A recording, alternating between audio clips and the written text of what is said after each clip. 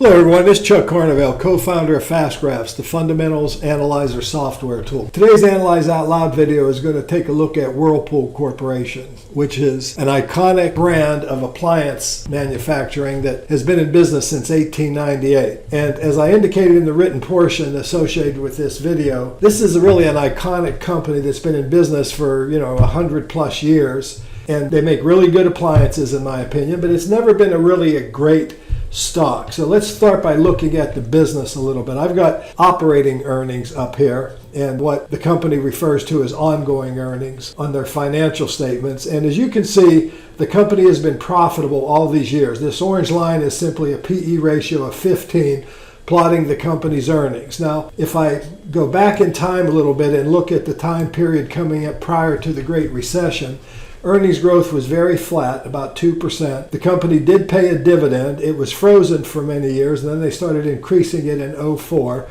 But then as I move this scroll bar a little further, growth began to increase a little. I'm going to cut 1 year off of that. I want you to see it coming out of the recession. They still had virtually zero growth. But then as we've come out of the Great Recession, I want you to notice that their earnings growth rate has begun to increase. It averaged 5.7% since 2008. And let me move this up a little further. And since 2010, they've actually been growing at double-digit rates. So the company has always been profitable. It's never been a great growth stock except more recently since coming out of the Great Recession. But more recently, in the last couple of years, they've had some rather anemic growth. They had a negative earnings growth rate in 2017. You can see their earnings went from $14.06 to $13.74. And then it increased back up by 4% up to $14.29. It's estimated for this year. Now that's a disappointment because the company was forecasting higher earnings. But I do want to emphasize it is growth over last year. And then estimates are for 14 and 15% growth going on for the next couple of years. But here's the point. I'm going to bring monthly closing stock prices into the graph now because I want to point something out. The company is currently trading at a blended PE ratio of 7.5. That is half of the PE ratio that I would normally consider fair value or attractive. If I go down to the earnings yield column, instead of a 6.5 to 7% earnings yield, the company's actually offering me a 13.4% earnings yield right now. So I hope you're starting to get some ideas of why I'm attracted to this stock. Now, I'm going to put price on the equation, but I'm going to move back a few years here just to make a point. You can see that the price has tracked a 15 PE ratio pretty closely. If I go all the way back to 1999 and add the normal PE, I will say the stock normally is traded at around a 12 PE, but somewhere between 12 and 15 would be attractive. But notice when the PE did get low, like it did in 2002, for example, it got down to 7.8, which is very close to what it is now. For the next 4 or 5 years, you'd have averaged over 20% a year on your money, and that was during a time when the earnings were flat.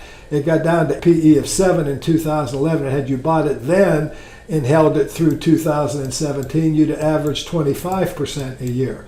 So let's look at where we are today now. Let me go ahead and move this along and look at where we are today. What's happening now, we've had this down year of earnings, and we've had this significant stock price reaction.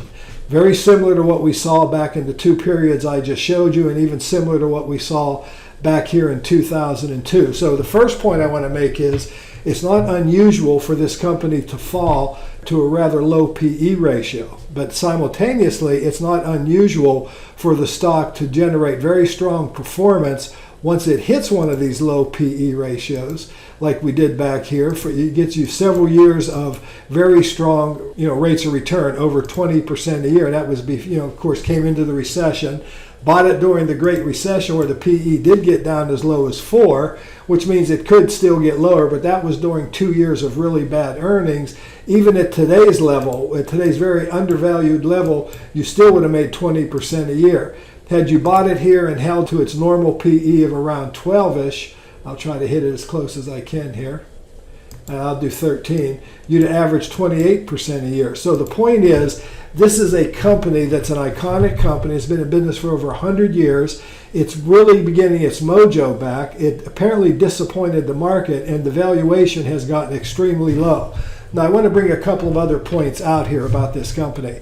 If you look at diluted earnings, they've recently made some acquisitions and had some non-cash charges. So if you look at diluted earnings, the idea that the stock price has fallen this much becomes a little more, let's say, understandable. But at the same time, if you're looking at what diluted earnings expectations are going forward, the company again offers a tremendous opportunity for future growth. Now, the company's offering a 4.3% current dividend yield. So let's look at a couple of metrics that I consider important when I'm considering dividends. So let's go to operating cash flow.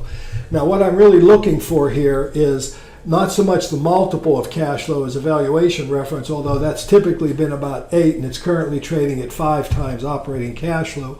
What I really want to look at here, I'm going to take price and the normal cash flow. I want to look at cash flow covering the dividend. This white line is the dividend. The area below the white line is the dividend payout ratio. So from an operating cash flow point of view, they have a very low dividend payout ratio, but more importantly, the dividend is extremely well covered by operating cash flows. Now, free cash flows, a slightly different story, but it's still very strong. They've had a couple of periods where free cash flow turned negative. It turned negative during the Great Recession, and it turned negative in 2011. But even during those negative periods of free cash flow, it either maintained its dividend or actually began to increase it. So in my view, no matter how you look at this company, it looks very attractive at today's levels. If I look at EBITDA, earnings before interest, taxes, depreciation, and amortization, I can see that it was very highly valued based on EBITDA just a couple of years ago. And again, now we're looking at another point where the price to EBITDA is very, very low. So let's look at it before I go into some of the underlying numbers of the company. Let's look at forecasting just for a moment so I can really kind of articulate what I see as an opportunity here.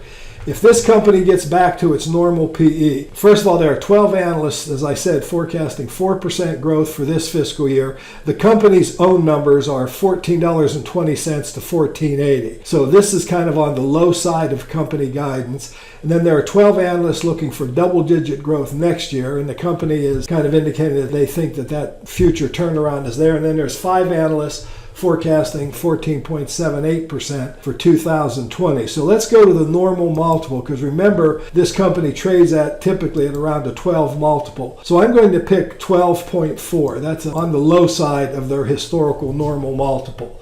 So the idea is, if this company goes back to a normal valuation, what is the opportunity? Well, by year end, the stock would, be $175 stock from $106, and that's a very huge annualized rate of return. But let's go out to 2019. Okay, just a little over, we'll call it a year and a quarter.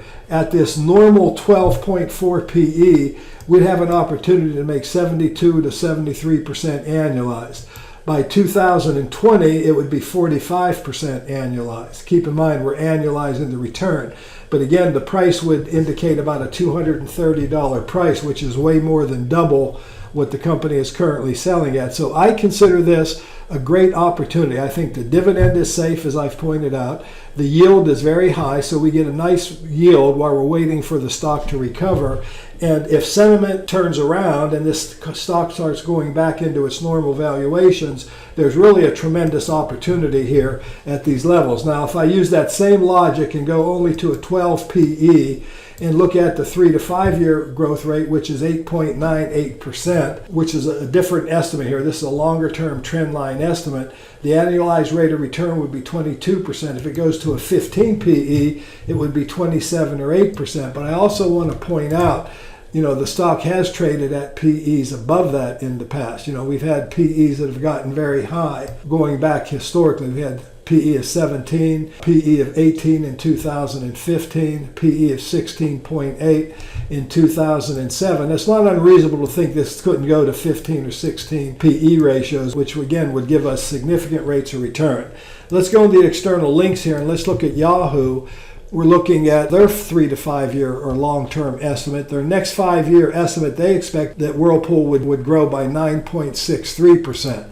Now, I want to make it clear that's, about 0.5% or slightly more, almost a full percent, 0.7% more than the analysts reporting to Capital IQ. So the point I'm getting at is there's an awful lot of opportunity. The company has 42% debt to capital. If I go into the fundamental underlying numbers and look at the stock a little closer, let's go into the in millions graph. And I want you to notice that they did buy back stock in 2017, which I think was okay because it's an attractive valuation now, as I've pointed out. I like it when a company buys stock when it's attractive. But more importantly, let's look at a couple of other metrics. The company currently has over $1 billion on their balance sheet of cash available. So the company, I think, is flush.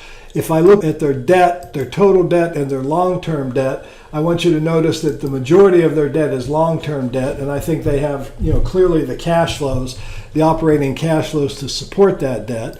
A couple of things that are worth looking at that I think have got people a little bit concerned. Their operating margin was down, their net margin was down a little bit, but it's not unusual for this company to go into single-digit net margins, but normally they have about a 15 to 16% net margin. Their returns on assets have been reasonably consistent at about 5 or 6% a year. Their returns on equity have been a little better. It was a little lower again in 2017, which I think brings in some of the negative sentiment. The company has missed estimates. Their returns on invested capital have also been very steady. They're staying within what I would call healthy ranges. So all in all, when you look at this particular example, I think this is a very strong 100-year-old company that's been around forever. As I said in my written portion, I just bought one of their products and I couldn't be happier. If you look at the rest of the industry, you look at companies like Home Depot, it's very hard to find any value. There is a fear of interest rates, there's a fear of tariffs. There's some things that have happened that have caused negative sentiment on this stock, but I think those are all temporary in nature. In long term, I think this is an incredible opportunity to buy a really good company, not a great company, but a really good company at an amazing valuation with a current dividend yield that is very high that could generate very strong rates of return going forward. This has been Chuck Carnevale saying thanks for watching. If you enjoyed what you saw here with Fast Graphs, you might want to take a closer look at Fast Graphs. Just either email us at the emails on this page or give us a call at the number. Anyway, again, thanks for watching.